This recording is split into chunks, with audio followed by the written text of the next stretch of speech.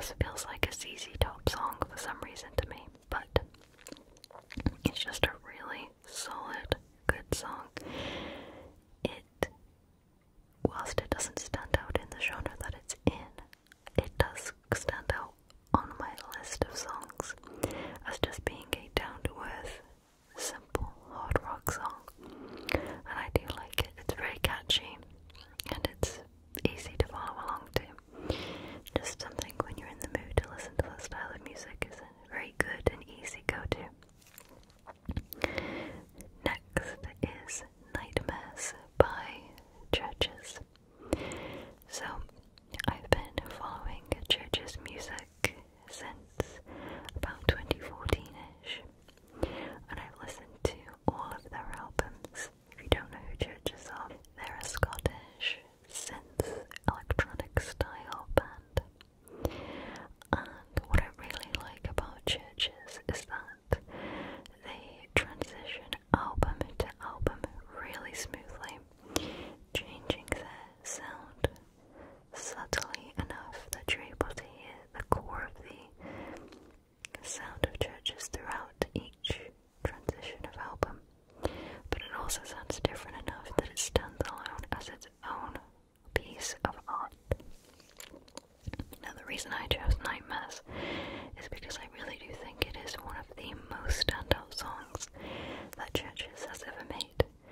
It's from their most recent album, and it has a lot more guitar, drums, and heaviness in general to it, as opposed to the rest of their music, which is extremely synth and electronic focused.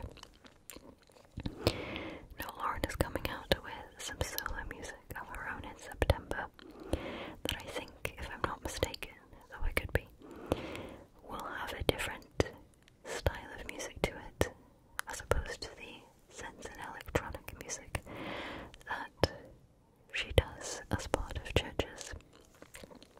I really do look forward to hearing that because her vocals do sound so good with Nightmares, which is so different to Churches music in general.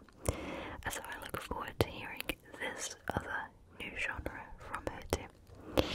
So I look forward to hearing that. But Nightmares is not really a song I would say in any way represents Churches music in general. It is a standout song. So another one I think is really, really good is, I think it's Lies and Gun from the first album, Mother We Share, Bones of What We Believe in. Bones of What We Believe in. Yeah, Bones of What We Believe in, I think. Both are really, really good songs. I think their most famous song is The Mother We Share, which is also a really good song, and I think it's their first single from their first album. So, if you like to explore Churches music, if you haven't heard them already, those songs might be good starts. Clearest Blue is another really good one. If you're looking for something different, however, Nightmares is a little bit more on the rock side, but if you're looking for something on the soft side that's a bit different from Churches, Afterglow is also a really great one. So, Churches, Nightmares, very good. Next is another one by The Birthday Massacre, and it is Video Kid. So I mentioned my love for The Birthday Massacre in the first video. It's now extended to honorable mentions. So, as opposed to the songs that I picked from the first video, which are more modern, Video Kid is a really famous but older song by The Birthday Massacre. It was released roughly 2002, so that's over 20 years ago, and the fact that they've made so much music in such a large span of time that sounds so good is incredibly impressive. Because whilst they've mostly stuck to their core of metal and electronic synth combined, they've made that sound so unique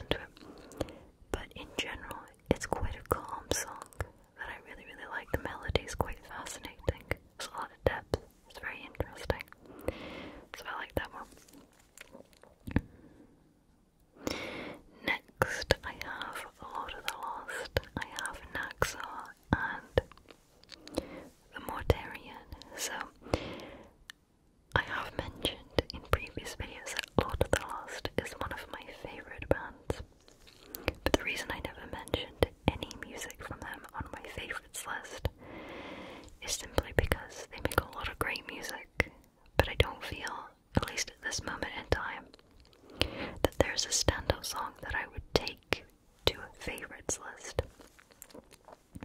And that might be because I haven't yet decided on one, or simply just because I don't think there is one for me personally. Now, lots of their albums are full of fantastic music, and Naxar and the Mortarion both come from the same album, which is probably one of, if not my favourite album by Lord of the Lost. If you don't know who Lord of the Lost are, they're a German, I think they call themselves genre fluid band, but they do tend to focus, at least in their entire catalogue, a little bit more on heavier music. Heavier with a lot of screaming, scream girl, I'm not sure what the term is, vocals. They do experiment with other genres. Chris Arms, who is the lead singer of the band, also individually has experimented with a lot of genres of music. Both in collaboration with people independently and in other groups he's been in, like Unto Art. I also really enjoy a lot of Unto Art songs. But I like Naxar and the Mortarion. They're just a little bit more, how to describe it, softer. It's very difficult to describe. They're just, I can't actually remember Naxar off the top of my head now, but I do know the Mortarion, and it's just a lot of depth to it. Very intense. The beat does progress quite rapidly at points. Another preferred style of making music to me. Just really, really good songs. Other really good ones, Prison, Dry the Rain, 6 Feet Underground, lots and lots of really, really great songs. But I think Thornstar is full, chock full of fantastic songs by them. They've been making music now, I think, for 15 plus years. And they're another one of those bands that, even though their genres change, I'd say semi-subtly, you can still hear the heart and soul of the band in each of the albums they make. But I do think that Thornstar is probably their absolute best album. I think even Lorelei was from that album too, which is one of their most popular songs. Very, very good album. Fantastic. If there was one album I would say listen to by Lord of the Lost, it would be the entire Thornstar album. Really, really good. Next, I have Zombie by Ghost. So, I have mentioned a couple of Ghost songs already in the first video, but I really wanted to draw some attention to Zombie. So Zombie, I believe, combines Goulet and Zombie Queen together. Now, Goulet blends into Zombie, and it's the slower part of the song, and Zombie is the quicker part of the song. But if you're a first-time listener of the song, I do think it's very much crucial to listen to Goulet before Zombie. Zombie's interesting because it's intense, but it also has almost Western vibes to it. It's incredibly unique and fascinating song that I do very much enjoy. So I would definitely say give Goulet and Zombie a go. Now Ghost is another one of those bands where you can hear the heart and soul of the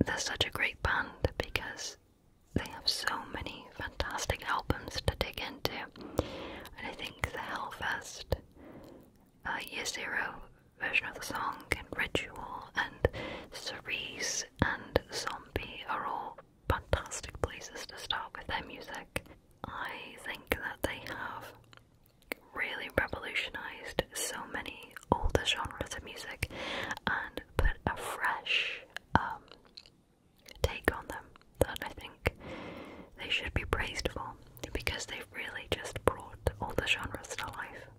And they've also, in so many of the other albums, have such a unique sound, so well worth having Ghost not only on the honorable mentions, but on the favorites list.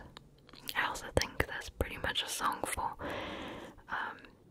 at least a lot of people on their albums, because they just, each of the albums sound subtly different from one to another. Next, I'm going to talk a little bit about some more Type O Negative music that I've been listening to recently. So, when we went to Vegas, I had a little bit of time to listen to a little bit more of their catalogue, and I realized out of my 4 favorite albums from them, which is World Is Coming Down, Life Is Killing Me, Bloody Kisses, and October Rust, that I think Life Is Killing Me is my favorite album from them, which surprised me because my ultimate favorite songs don't come from that album. They come from mostly October Rust and World Is Coming Down. I don't think there's a skippable song on Life Is Killing Me. It has so many different styles of songs on the album. And it has songs like Drunk in Paris, which is such a fantastic song. It has How Could She, Anesthesia, Nettie, Life Is Killing Me. It has so many good songs in it, and that was the first album I ever heard from them, which was I Don't Wanna Be Me, from that album recently, at the beginning of this year. And I just realized that that album is just completely full of fantastic songs. So many good go-tos that sound different to each other, but they're still fresh and interesting. So I think that's my favorite album from them, personally. Other than that, there was a viewer who mentioned in my first video that one of their favorites by Type O Negative is also Nettie, and I was listening to Nettie after I made that first video, so I didn't even know of its existence until after I recorded that one, and I completely agree. Nettie is a fantastic song. It's definitely also worth a mention. It has a wonderful melody to it. It's very soft and subtle, and the meaning behind it is very nice, and it's just fantastic overall. The album is fantastic. It's a really great album. I believe it's from about 2003, and it's that, yes it is, it must be 2003 because they're having their 20th anniversary of that album this year. I think they're releasing a vinyl for that, so that should be interesting. So I was just having a quick look at my list, because it's been several weeks since I made the first part, and I think there's no Avatar on this list, or at least none that I mentioned in the first video. So I do actually want to mention Avatar. Avatar has always been another one of my preferred bands over the years.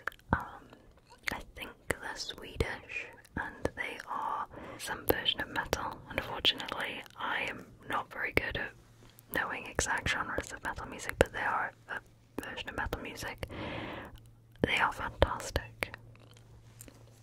They bring such a unique and fantastic sound to their genre of metal. One of the songs I wanted to mention is one of their live versions of Torn Apart. I believe it must be like an edited, mastered version of the live performance, but it sounds so great. It's one of their older songs from